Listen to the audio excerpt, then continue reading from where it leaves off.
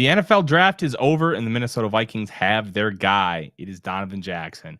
What does he bring to the table? And why do I call him boring? We'll talk about that. We'll talk about the trade for Sam Howell and a whole lot more here on the Real Forno Show.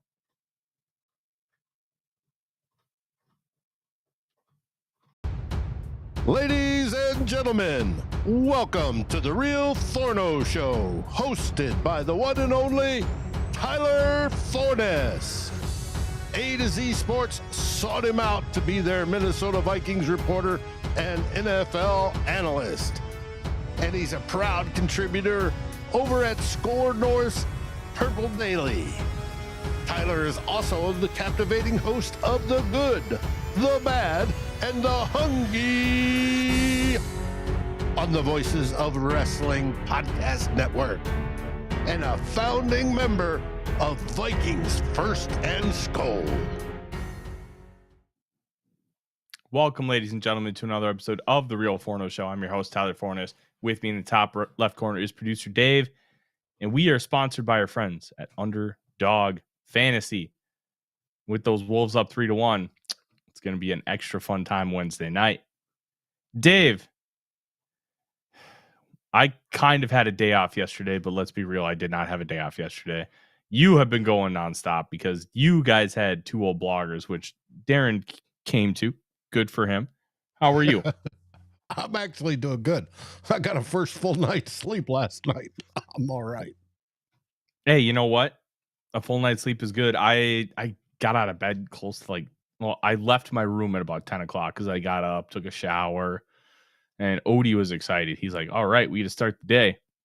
And we've been trying to introduce Bones in for him and Marzipan. And it's been going okay. He freaks out and rah, rah, rah, rah, trying to defend the Bones he's trying to defend the president of the United States or something. And she's just like, what? Doesn't actually try to attack her, but it's just, he's just so selfish. He's a selfish puppy, but I think that's part of the Frenchie mantra. So welcome, ladies and gentlemen. It was a great weekend. If you get bored or you have a 5-hour car ride, throw on our coverage of day 2 or 3 and just vibe and listen to something that's already happened. It's a wonderful thing. Make sure you speed it up, though. You don't want to go through 7.5 hours day 3 at single speed. Yeah, I felt bad. I had to leave almost an hour early because of family engagement that crept up faster than I thought it was going to. So I appreciate you guys holding down the fort while I had to kind of leave early. But yeah, it was a heck of a fun time. And man, as much as I love doing it, boy, am I glad when it's done. Whew, it is a lot to handle, but we're here. We're ready to have a good time. And we're here to talk some Minnesota Vikings. Couple things that are interesting. The compensatory window has officially closed. Anybody that the Vikings signed does not count toward the formula, but I want to add this caveat. We found out about 10, 15 minutes ago that I didn't know this clause existed. You can place an unrestricted tender on unrestricted free agents, Dave. Did you know this? No, I didn't. The Browns placed one on Elijah Moore. So if he signs with the team, he can still count toward the compensatory pick formula. Interesting. If he doesn't, it's $3.48 million. I wonder if that's part of very interesting. The last minute update, like with the UDFA cap and all that stuff that they added. I don't know. I've never seen it. I've never heard of it. I found it very interesting. So something to be aware of, something to be cognizant of. But man, it's wild. And I'm seeing free agents signing now this evening with other teams. The Browns got the wide receiver from Deontay something from the Ravens. Yeah. Things like that. It's all happening now.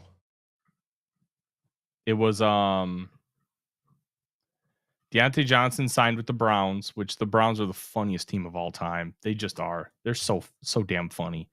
And should not only that, Sanders pick. They drafted Dylan Gabriel. What? That was so funny to me. But They drafted Dylan Gabriel, and then they drafted Shedeur Sanders. And Sanders is arguably the best quarterback on the roster right now, and he's a 5th-round pick, which is just so incredibly Browns that that's the case. But they're in a good position.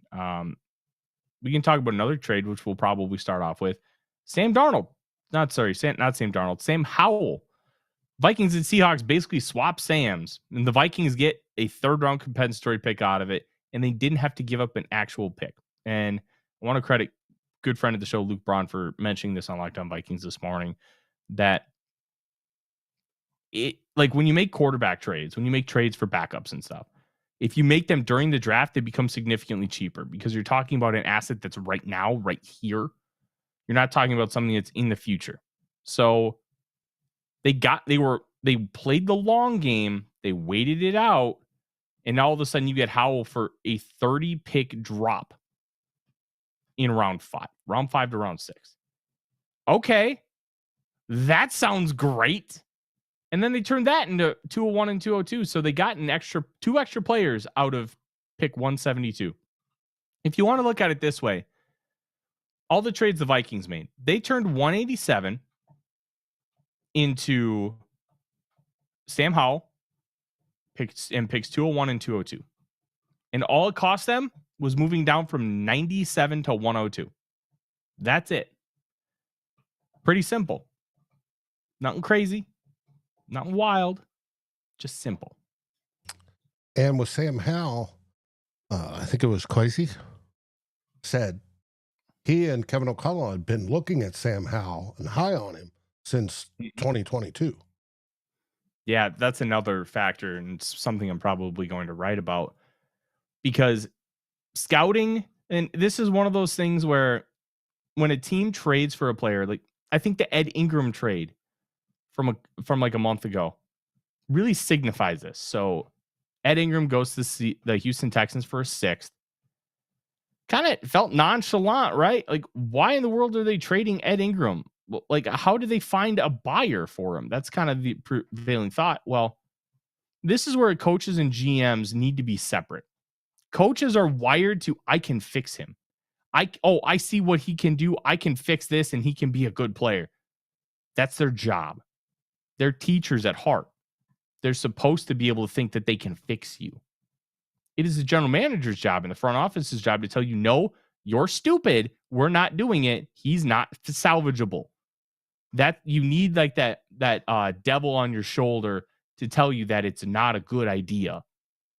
Until the owner comes in and says you will do it, i.e. the Browns. Yeah. Hey, but you know what? I will give Jimmy Haslam credit. He went out at the owners' meetings and he took all the blame for the Deshaun Watson thing. You want to blame anybody? Blame me. It's my fault. How many owners are going to do that? Deshaun Watson. There was the one kid prior to that. Manziel, and now Shedeur Sanders.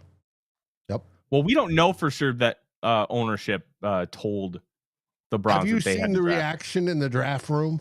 Yeah, but I've seen NFL people talk about it like it's middle of round 5. They're all cooked. Like you're not getting excitement out of those guys on those calls. Like we can hold on, we can interpret it. We don't know. So I don't want us to be like, but the body language was horrible. I mean, it's horrible in round 5 all the time. Like that's the thing. We don't know for sure. We do know now that he was responsible for the Deshaun Watson thing because he straight up said it. And I think that's really cool because most ownership groups will not be like, yeah, it's my fault. My bad. But he did.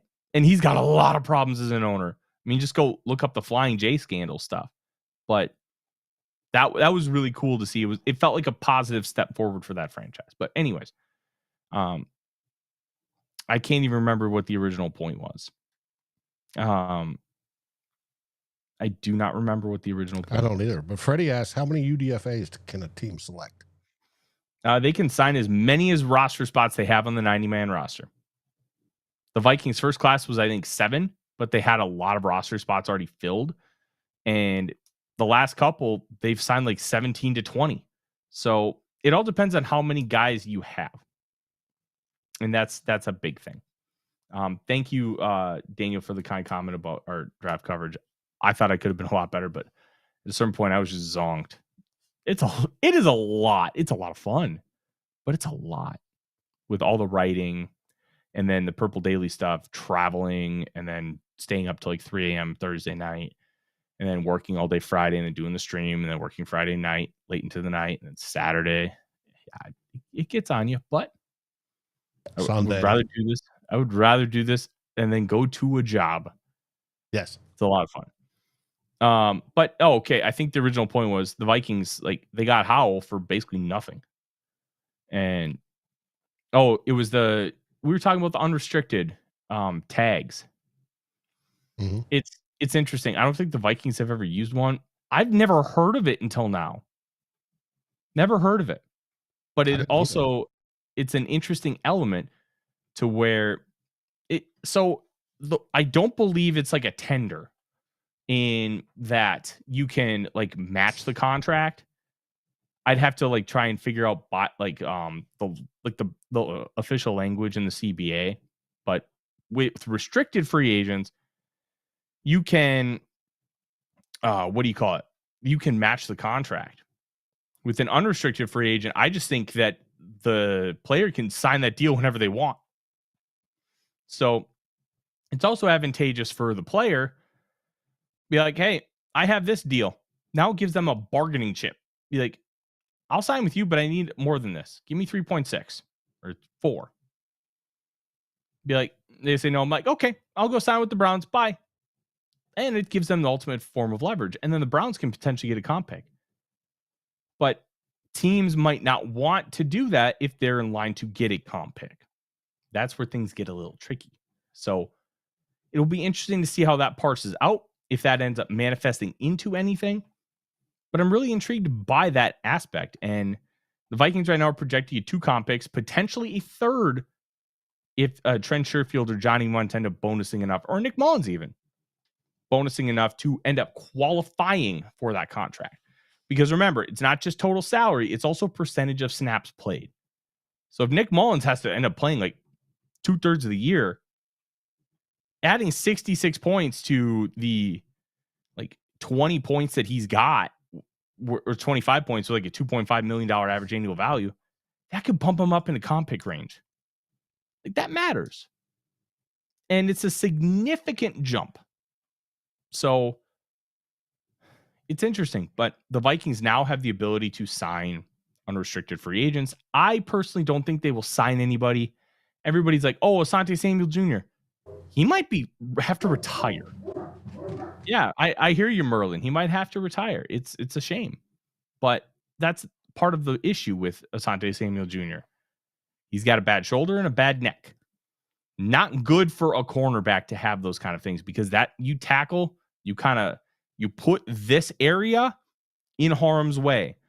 Now, they've done a much better job of teaching players to tackle head up. So you always want to be looking at where you're attacking. So even if you like hit somebody head on face first, you're looking right at them and you're bracing for it. You're not jamming your neck. You're not putting your neck in any kind of excess danger, which is really important, because if you break your neck, you may die. Like, that's why they teach so much of this. And it's taken a while for things to get to a much better place with that kind of thing, because it's ingrained in you from a young age. They're teaching this stuff to children, and then they are taking things to the next level. So because they're teaching children, it's important to know that they're doing that with children, because then it's going to carry with you until you're 25. You teach a 20-year-old this, they may be so ingrained, they may be just doomed. So, like, the fact that he has those injuries, I don't know if he'll end up signing. And the Vikings may not sign any veterans because, quite frankly, their roster is pretty damn good. They don't really have a hole where they need to like sign a guy. And even so, they don't exactly have the cap space to do it. They can create it. But the one thing that people will say, oh, they have $17 million in cap space, Tyler. Okay. But they have signed the draft class around 500,000. Sorry, around 5 million. That includes the UDFA pool with like bonuses and stuff. And then you also have about 5 million for the practice squad. Then you want to save about 5 to 10 million for in-season acquisitions. You're going to have to bring guys in. It's a fact of life. And now the Vikings can be like, all right, Justin, we're going to restructure you. We're going to push whatever money you have out into future years. Yeah, you can do that. You can do that with Hawkinson. You can do that with Brian O'Neill. You can also give guys extensions to be able to do that. But you have to have a good amount ready to go. So $17 million. Oh, we can, if Jair Alexander gets cut, we can sign him to a $15 million deal and we're good. Well, no, you're actually in a worse spot now. And that's why having some set aside is a really important thing and something that you don't necessarily think about. So that's an important factor. And they got their backup quarterback for $1 million. Oh, that's awesome. Look, here's the thing. Sam Howell, $1.1 million, but okay. Sam Howell isn't good, but name a backup quarterback that's good. They really don't exist. There's a reason why they're not starting in the NFL. There's about 20 good quarterbacks, about 5 to 7 that are like, is this guy good? We don't really know yet. And then the rest of them want to replace them. That's kind of how the league fluctuates on a standard level. Like your top echelon guys, your top 5 to 7, they're like, oh, these guys are great. We love them. They're tremendous players. Then you have your Kirk Cousins tier, where it's like, okay, this guy's just too good to move on from.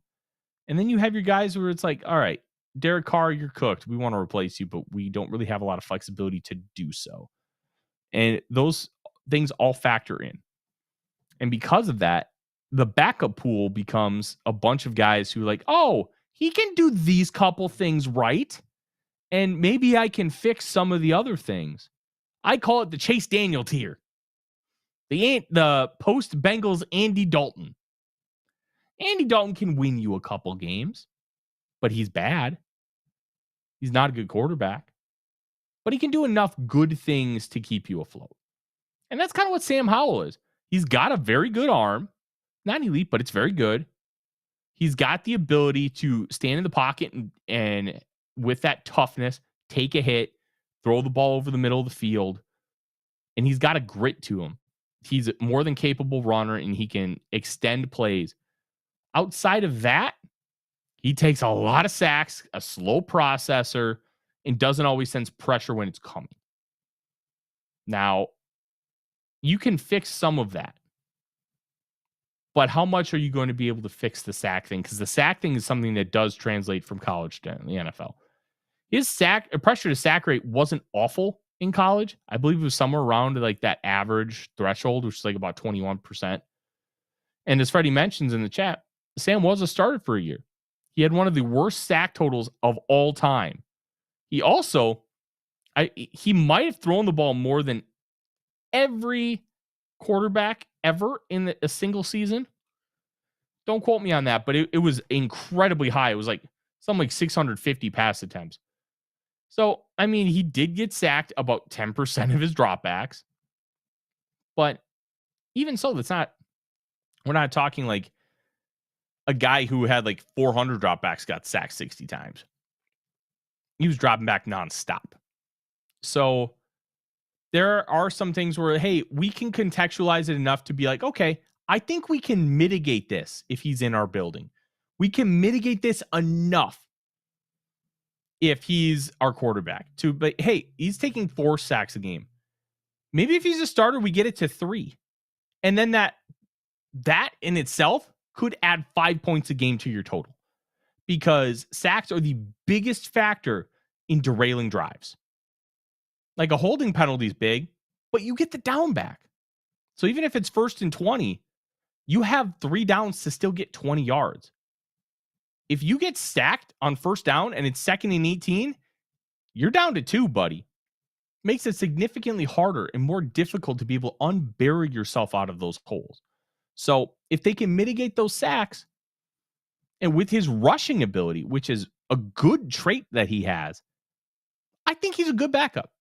He ain't great. He's not going to be a world beater. He's not going to be like, oh, you have J.J. McCarthy, and then all of a sudden you have to put in Sam Howell. You're not expecting like Sam Howell to be like lead you to the promised land. Just mitigate disaster. Just mitigate disaster. That's it. That's all you have to do. And I think that's a really, really important thing where you have a good backup quarterback now. And you know what? What's interesting is I've always been a proponent of having a real veteran backup. The Vikings have a different kind of advantage here, Dave. They have a guy who's already failed as a starter who can help with some of those things. But they have like the penultimate backup quarterback in Josh McCown. Now, it's different coming from a coach versus coming from a player. But it's also different coming from a player coach. It's almost like the Venn diagram where one side's player, one side is coach, and the middle is player coach, where you get some of the, like some good and some bad from both sides. I think the fact that you have Howell, who does have a similar skill set to McCarthy, the traits aren't equal, but they're both mobile. They can both pick up yards with their legs. They can both throw well to all levels of the field. Howell has a beautiful deep ball. It's a little high arced, but that's okay. We can live with that with a backup quarterback. And they did not have to spend big money to go get one. They didn't have to spend $7-8 million in Jacoby Brissett, who, if he doesn't play, Jacoby Brissett's not bringing you a whole lot of excess value than a Sam Howell would at $1.1 million.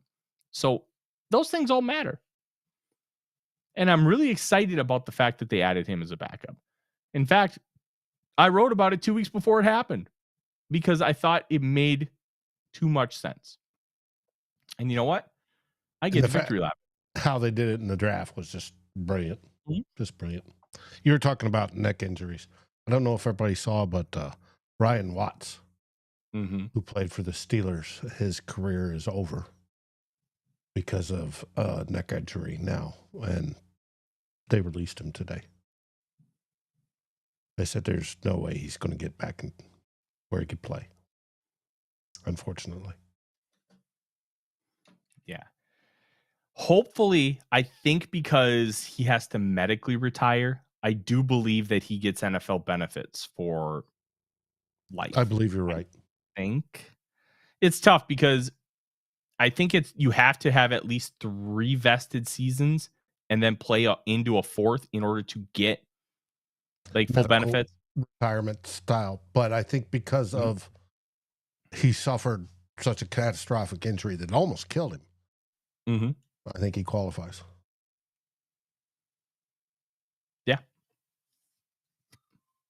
Freddie, we don't read Sports Illustrated here. We read AtoZ Sports, baby. I did write yesterday about the UDFA haul, and we'll talk about that before we talk about Donovan Jackson, because I do think it's interesting. They signed 5 of Arif Hassan's top 300 on the consensus board. Now, to put that in perspective, last year, I think they only signed 3. 2 of those made the team. Dwight McGlothern, who was, I think, the number 9 UDFA as far as ranking, and Gabe Murphy, who was number 1. So this year they signed 5 of those guys. And I also found it interesting, and I think we'll talk more about the UDFA class on Thursday, which programming note, we will not have a show Wednesday. And we will update you, and this is why we want you guys to like and subscribe and ring the bell, because sometimes we have to do these kind of things. We do everything we can to tell you, but it's easier if YouTube does, right? Make things easier on yourself and hit that bell in the top corner of your screen. But the Vikings have had 1 undrafted free agent make the team, at least 1, in all 3 years of Kwesi Adofo-Mensah. Each year, they have had at least 1 edge rusher make the team. So what does that tell you? Based on trend alone, an edge rusher is going to make the team this year. So we'll find out. I also find it interesting that they're using undrafted free agency to really build out the depth of the edge room. And it's been a consistent trend now. 3 years? That's a trend. It's something that we can hang our hat on. Okay. They believe that they can fortify the back end of the edge room without having to spend a few $1,000,000 and get talented players who can help you out, who can elevate your floor. Because you're not signing an undrafted free agent to be a stud. If they turn out to be Ivan Pace, you have more than exceeded what they can do. More than exceeded. However, the expectation is that if they make the team, they don't suck. Like that's what you want. You want them to be a capable special teamer. If you get more from them, it's a credit to your scouting staff, a credit to your front office, and a credit to your coaching staff for being able to extract it. And remember, there's a reason why guys go undrafted. The NFL might stink at this, but on an overall scale, they're pretty good. I believe there's only one truly undrafted player in the modern era, because before 1970, so much of it was a crapshoot. You had guys who would go undrafted, like Mick Tingelhoff. Mick Tingelhoff, that profile probably doesn't go undrafted today. You also had the draft beginning in 1936, and it was a chaotic experiment rather than how structured it is in today's day and age. And then from 1960 to 1969, you had the AFL versus NFL draft, where some guys wouldn't even be taken in the NFL draft or the AFL draft because they knew where they were going. And in the modern day, I think the only undrafted free agent that has made the Hall of Fame, I think it's just Kurt Warner. Somebody can fact check me on that if I'm wrong. Oh, Kurt Warner, and then what? Was Shannon Sharp drafted? I think he was. I think he was a 7th rounder from Savannah State. But yeah, Kurt Warner, that's how rare it is. It's hard.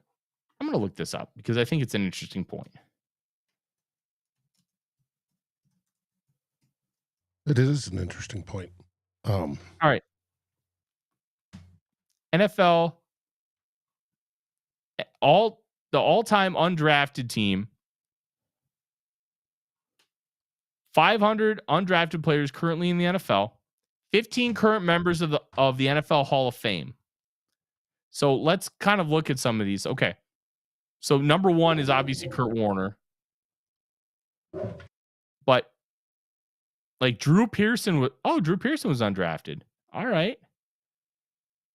Wes Welker was undrafted. Antonio Gates. So we have a second modern day in the Hall of Fame. Jason Peters was undrafted. He'll be in there. Larry Little was 1967, so I'm not including that. Modern day is 1970 and beyond. Jim Langer, so there's your third undrafted free agent in 1970. Joe Jacoby, did he make the Hall of Fame, Dave? I'm looking at a list and I am not seeing him. John Randall, so that's 5. I can't believe I forgot John Randall. Yes. If London Fletcher is not in the Hall of Fame, he should be. Warren Moon, technically. So Warren Moon wasn't undrafted based on talent. He was undrafted because he was black. And we've grown a lot as a society to not really count race when it comes to quarterbacks, even though it still exists.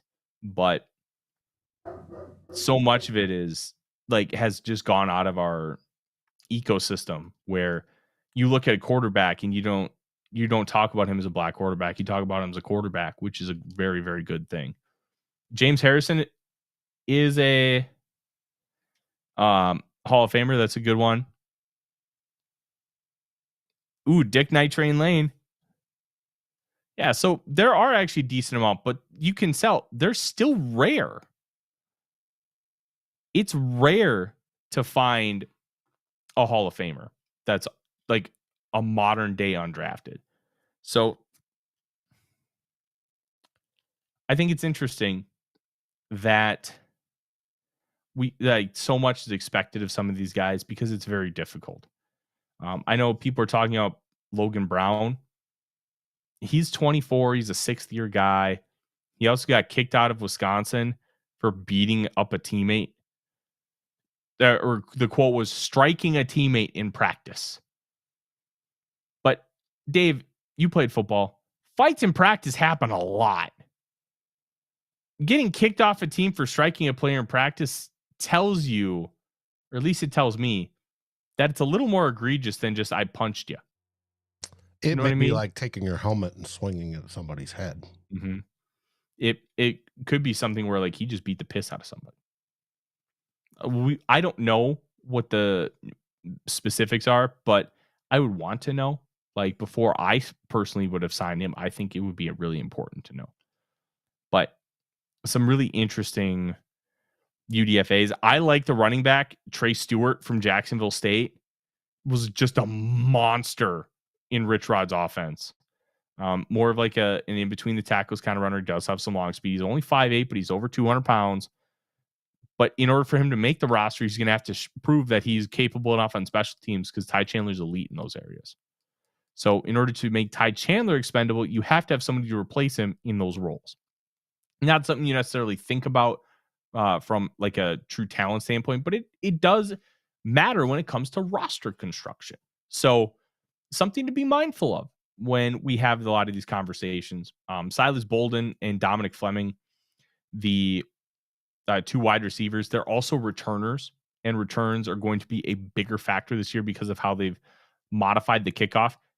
Touchbacks are now to the 35-yard line. They don't want touchbacks. They want returns. They want excitement. And I will say that the kickoff, there were 0 concussions. I don't think the UFL has had one single concussion on this kickoff, which that was the whole point, was eliminating concussions. Like you can't eliminate, oh, this guy tore his ACL. Oh, this guy got a broken collarbone. I can eliminate you running full speed and spearing somebody and getting a concussion. So they've done a really good job of that, and they want to keep the kickoff alive in today's game. And I think they're going to end up doing that. Freddie asked Jordan Mason over under 500 yards rushing. Easy over. I think he gets 700 to 900. It wouldn't shock me if he was RB1 by the end of the year. I think he's great. But I think that's enough catching up on the news, Dave. But before we get to Donovan Jackson, I think we need to shout out our good friends at Underdog Fantasy. And you can take a look at the top right corner, little dog logo. We should see if Underdog can make one of those logos for Odie, because I think he'd be a great mascot for Underdog. But it's so much fun. Yesterday, I had a nice little lineup with a couple overs with Anthony Edwards, Luka Doncic. And if you're really smart, Naz Reid. I love Naz Reid. Naz Reid is just so cool. But all you have to do is go over or under, higher or lower, on like at least 2 different players, whatever stat you choose, 2 to 8 players, and you get up to 1,000 times your bet. That's pretty sweet. And the best part is with the promo code Forno, you can make any game this summer mean a little bit more, including baseball. Imagine if you'd taken the Wolves to win the series. You might be close to some bigger money. Well, this is more like stats, Dave. This isn't like a traditional prop bet where you're talking like over or under 29.5 points. Unfortunately, you can't pick on teams. You can only pick players. Gotcha. But it makes it fun. The other day when the Pope passed away, everybody knows Nick Castellanos. Castellanos will always hit a homer when some big life event happens. And for the first time, I don't think he actually hit a homer on the day the Pope ended up passing away, which is wild. But promo code Forno, Forno, to get up to 1,000 times your first deposit. And all you have to do is live or be in one of those states. Pretty easy, pretty simple. And guess what? You can have some fun, but if you end up having too much fun or you're a little worried about it, just call 1-800-GAMBLER. It is a lot of fun, and it's especially fun during football season. That's my personal favorite. But Anthony Edwards, Naz Reid, Jaden McDaniels, Wednesday night, they're taking down the Lakers. That's my hope. They're up 3-1. But Dave, let's talk about the man of the hour. His name is Donovan Jackson. And I want to talk about the quote I had at the top. I found Donovan Jackson to be boring to watch. And I don't mean that as a bad thing. Why? Because he's just solid. He's just boring. He doesn't really do anything like super flashy or exemplary. What he does is just keep defenders out of the pocket and prevent them from doing anything and getting to the quarterback. And you know what? Boring isn't bad. And that's the thing. We are kind of conditioned to want flashy. We're kind of conditioned to want players to do this, that, or the other thing. But if they're boring and they just do everything incredibly well, then that's good enough, right? You don't have to do anything super crazy. And I think he does a really, really good job of some of those things. He does a really good job of, like, one thing that I noticed, and I think you mentioned it to me before I started really diving into the tape. He does a really good job scooping, and he does a really good job stealing off rush lanes.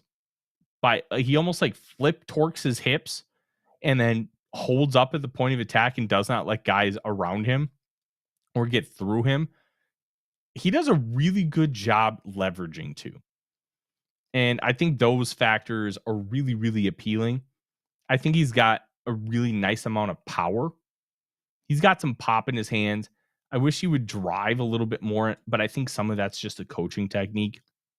Christian Darrisaw did not bury people until he got to Minnesota. Why? I think it was a coaching technique for Virginia Tech. I don't think they wanted him to just drive people into the ground. I think they wanted him to pop people, get them out of the way, and then move on to the next guy. And those coaching techniques can vary from O-line coach to O-line coach. So it's not one of those things where you can't do it. It's a coaching thing. You coach that guy to do it, he's probably going to be able to do it, especially when he's that kind of athlete. And Darrisaw has just been nasty and just beat the piss out of people. Let me tell you, it's fun. It's a lot of fun. You put in Ryan Kelly, his attitude. I think we might see some more nasty come out on Jackson, which would be great. Yeah. And one of the things that people were talking about with like Tyler Booker, I didn't want Tyler Booker. I'm glad he's not a member of the Minnesota Vikings. There are people, smart people that I respect, who thought he'd be a great fit. Like, I was talking with Jeremiah Searles before the Purple Daily Draft Party when we went on stage, and he was like, can you just imagine him and Christian Darrisaw moving people and just driving people back and creating lanes from nothing because they're just so strong and powerful? Like, how great would that be? And I'm going to be honest. Okay, that does sound pretty great. But I had so many worries about his just overall movement skills and athleticism because of his size. And it's not just size. Size adjusted, he wasn't a good athlete either. Because one of the interesting things with, like, when you look at relative athletic score, which I think is a good tool, but I think people use it way too much to prove, oh, this guy can be really good. There's some truth to it, but you can't just use that as a crutch. Like, Jordan Davis was 6'6", 347. He was also the best size adjusted, second best size adjusted athlete of all time, because what he was able to do with his size was rare. The best size adjusted athlete of all time per relative athletic score is Megatron Calvin Johnson. 6'5", 237, ran in the 4.3s. That's just, I'm sorry, what? Like, it just makes your jaw drop because it's so incredible. And those kind of things are important when it comes to athleticism. But to kind of wrap this up to Donovan Jackson, I think he's a good athlete. I think he's more of a linear athlete where you ask him to climb to the second level and just run straight. I think he's really good at it. When it comes to moving laterally, I think he's fine. I think he's more than capable. I don't think he's great at it. He kind of gives off Ed Ingram vibes in that way, where Ed Ingram was more than capable of doing it, but he wasn't great at it. He was much more of a linear athlete. But you could ask him to do the wide zone stuff. You could ask him to be a puller, and he could do it capably. But it wasn't his specialty. And I think that's what you have with Donovan Jackson. He's capable of doing those things, but it's not what he's best at. He's best at, like, just driving people off the line of scrimmage, holding it up at a point of attack when he's being pressured, and preventing guys from entering rushing lanes by really being able to flip those hips and torque. Those were kind of the big things that I got. I think what was also really interesting with his games, I kind of just look over my notes, like the anchor I really like. I like how he gets leverage. I like how he can just, he'll get kind of jacked up and somebody will get underneath his armpits, but he holds up well at the point of attack. He's also got good length. I think he's got near 34-inch arms. I don't have those numbers up in front of me. I should pull them up. I know he has good length. Yeah, he does. Let's see. NFL.com. What does he have? One of the things they were talking about him at tackle. 33 and a half. So he has the same arm length as Kelvin Banks. 9 and 7/8 hands, which is good size. He's got an athleticism score of 83, which is a very solid score. It's not elite, but it's good. And I think Jackson, what he really does well, and something that I think I was really impressed with, and it's something that you should be very excited about, Dave, handling stunts. Oh my goodness, can this guy handle a stunt? What really drew me while watching him was he constantly had his eyes up. He did not dip. Ed Ingram and stuff would kind of dip his head and start looking down. Jackson's got his eyes up. He's alert at all times. He notices a guy starting to crash. He kind of pushes him off and then shuffles his feet really nice, gets his hands on the next guy. Boom. Easy peasy. It was constant, consistent. He was not getting beat by stunts. He was always keeping himself upright in the right position, able to win the leverage battle, able to prevent them from really getting on him quickly. I think that's the biggest thing because stunts killed us last year. Whether it was Ed Ingram, whether it was Dalton Risner, whether it was Blake Brandel, stunts killed us. They just could not figure out how to fix that. And I think with the addition of Jackson, you feel a lot better about it. And to me, that's such a big, big deal. I feel way better talking about it from Jackson's perspective because if you can handle stunts, I can trust you to handle a lot more. That rules. Did you see him get overbalanced at all like Ed would do? Yes, I did. Especially when he gets out in space, where he's trying to get a guy on the second level. He will bend his back over and he will lean and he will get himself off balance. I think you can coach some of that. I think you can, because he has enough patience in pass protection to where I think you can ask him to be like, hey, don't try. If you have to reach to get a guy, don't. Wait until you're on him. And then you can just get your hands here and push back and drive. I think that itself is more important. I do believe that some of those factors. That is such a fluky thing, the QB foot thing. Like so many people would just rag on him for it. I'm like, that stuff happens. You're in such close quarters. It sucks, but it is what it is. Like you kind of have to live with it when it does happen. Doesn't make it any less annoying. Don't get me wrong, but yeah, Jackson needs to try and prevent himself from really being that waist bender. You don't want to bend with your waist, and that's when you get that leaning stuff that you talked about. So now he is very good at getting low. Mm-hmm. But yes, you are correct. Getting low and bending at the waist are two different things. Mm-hmm. This is where squats come into play. Mm-hmm. Dip your ass. Mm-hmm. If you drop your ass, that's how you get low. It's also how you generate power going up.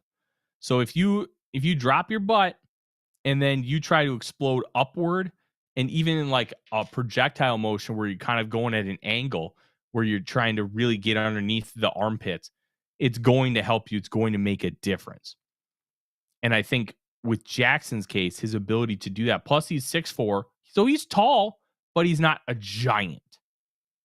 So he It's can perfect get, height for guard nowadays. yep, he can get low, he can get underneath, and he doesn't lose the leverage battle. I did watch some of his tackle tape. I think he's a capable enough athlete to tackle, but I do think his best place is a guard. But I'll tell you, if like Darrisaw suffers like a season-ending injury and you're desperate, I think he can kick out there and play well enough. So that kind of flexibility is an option for you. I would prefer the Vikings never tap into it because I think he's a really good guard. And there's a saying where you don't want to have two people like replace two positions on the offensive line. You just want to replace one. So moving Donovan Jackson out to left tackle, then you have to replace left guard. And all of a sudden you have new players at two spots. And that can be objectively bad for you. Now, if that other guy becomes Blake Brandel, well, then it's not so bad because Brandel has a lot of experience at left guard. But even so, it might be better to just put Brandel at left tackle and just kind of deal with the fact that he stinks against speed. Because you don't want to create more variables for yourself than you have to. And like Jackson, he's just a really good, solid football player. I don't like taking that guy in round one. I get why you took him in round one. I also understand that he would not have made it to you if you traded down at all. If you made a trade down, period, you're not getting him. The Vikings obviously thought so highly of Donovan Jackson that they did not want to lose him. Now, can you argue that, hey, it's probably not your best like pathway? Of course. But they wanted to really maximize JJ McCarthy. And you know what? I think they're in a good spot to doing that. As Darren and I talked about, there was no sizzle in this draft like there was the previous year. And I think people are a little ho-hum about that. But I think we solved a major issue with rebuilding the O-line this year. And people should be very, very pleased. Same on the defensive line. And then everybody else's depth and opportunity, whether it be, for a young developing wide receiver that can return punts or kicks and stuff like that. Mm-hmm. So, our draft was graded poorly by many, many people. And as Thor said it, he gave us a D, but he goes, it's not because I didn't like the draft class. He did. And he understood it, but it's just his methodology of how he computes his grades, and that we had so few grades picks on a curve. That's why he did what he did. And there's a lot of people that do that. He's consistent and he explains it, but I think we did what we needed to do to make us contenders, perennial contenders, at least for the next couple of years. Yeah. And that's what we wanted. That's what we've always wanted. We've wanted the line fixed for well over a decade. I think it's there. It has the potential to be. We should be excited about that. And boring's good. We don't hear anybody's name called. Cool. Darrisaw could be the one that pancakes everybody. All right, that works. But as long as we're driving, keeping JJ upright, and then getting in the red zone and then pounding it in with the rock, hey, it's a victorious draft pick. Yeah. Boring isn't bad. And to me, that's the biggest thing. Boring isn't bad. Donovan Jackson's boring, but he's a good player. Now, will we look back on this and want to be like, oh, we should have taken this guy or that guy? We've all kind of done that. But I understand they saw that the offensive line was such a big issue. They wanted to fix it and just fix it permanently. The Chiefs in the Super Bowl in 2020 were such a disaster on the offensive line. They spent all their resources to fix it and won them 2 Super Bowls. So it's hard to say, hey, it's just a bad idea I would have preferred they go a different path, but that's okay. Reasonable minds can disagree. I gave their draft a B. I thought it was solid. There are players I would have preferred at certain spots for sure. The Ty Felton pick, we'll talk more about later this week. I was lukewarm on it. I get it, and I think I understand what the vision is for it, but there's a lot of work to be done. But if Keenan McCardle signs off on it, like that's Keenan knows what's up. Keenan was a great player in the NFL, and he's become one of the best position coaches in the league. So if he likes him, good enough for me. And then Tyrion Ingram-Dawkins is like a combination of Jihad Ward and Pat Jones with super high upside athleticism. Okay. But here's the thing. Here's why he was available in round 5. He's not good at football yet. The flashes are really good, but he isn't good at football. So can he get good at football? Kobe King struggles in in coverage. He needs to learn a lot more about how to handle himself in coverage, but he go fast, hit hard. So he can at least be a 2-down player for you right away and a great special teamer. Gavin Bartholomew. I have a good friend who covered Pitt for years and also now he covers the Steelers, and he's a Pitt grad. And he told me like they just misused him all the time. This is like an Irv Smith Jr. style of player. He's just bigger. So he's more of an H-back guy. You can kind of move all over the field. And I think he'll be a solid player, but I'm also not convinced he makes the roster because Benjamin Urasek and Bryson Nesbitt are both like the same caliber of player, but he's a 6th-round pick. He's going to have an upper hand on those guys. It's a really good class. We'll talk more about it later this week. As I said earlier, we'll not have a show Wednesday because realtors are a pain in the keister, but we will have a show for sure sometime later this week. If we don't, we will let you know. And tomorrow we have a Scolders and Spice. We'll have another Real Forno Show later this week. And then Sunday, 2 old bloggers. Next week, rookie mini camp. And that'll be really exciting. And yeah, that is our show. We're gonna have a lot more coming for you. I'm gonna have a lot on the written side. I'm gonna break down Donovan Jackson. We're gonna break down as many of these guys as I can for whatever bandwidth I have. But we're in a good spot, Dave, and I'm really excited for it. Yep, and on tomorrow's show with Sal, her guest is Eric Thompson, one of my favorite people.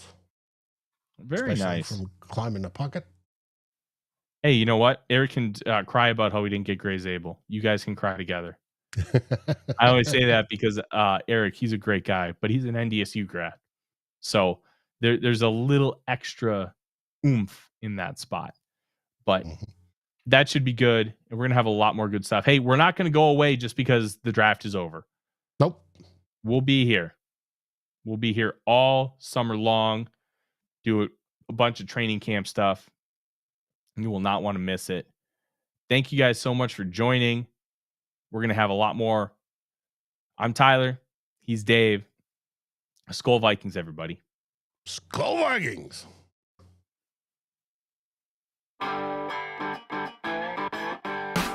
Like, subscribe, and ring the bell to get notifications. It helps us grow this community that we all love, our Minnesota Vikings. And on behalf of Tyler Forness and myself, Dave Stefano, thank you so dearly for watching The Real Forno Show. SKOL, everyone!